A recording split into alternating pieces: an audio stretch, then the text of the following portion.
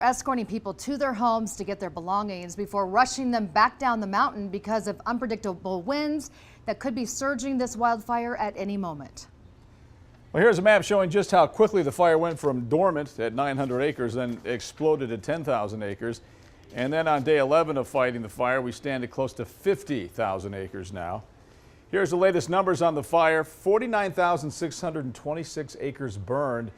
Only 9% containment today. There are 67 engines managed by 39 crews, which is made up of more than 1,400 firefighters from all across the country battling this blaze at this hour. We do have team coverage of today's efforts to fight this fire. Dan Rascone is monitoring the road conditions to the BrianHead Resort and when officials are hoping to get that road back open. First tonight, we want to go to Daniel Woodruff, who spoke to people being escorted to their homes. They're being asked to get their belongings and maybe then get out again, right, Daniel? Yeah, Mark and Shauna, quite a bit of activity today happening here on that front. You know, as far as the fire itself, we've spent a lot of time here near Panguitch Lake, where we were yesterday.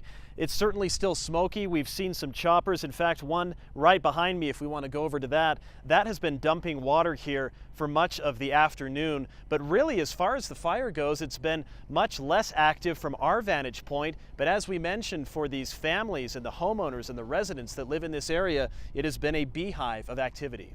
It's absolutely impossible to come up with just a little amount of time to try to find what really means something to you.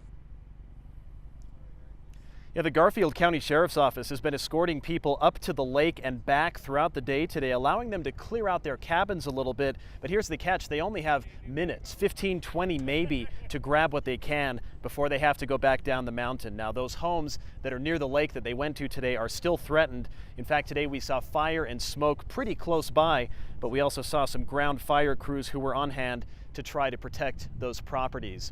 Now, good news, the wind hasn't been as strong today here near the lake. That's been a plus for firefighters, but still a lot to do.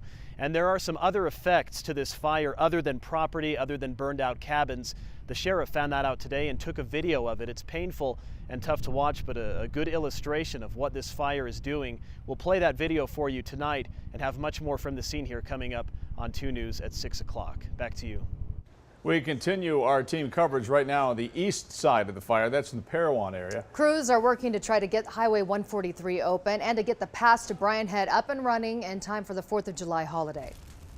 Our Dan Rascone spoke to officials, joining us live with the latest. Dan, any word on when it may be back up and open?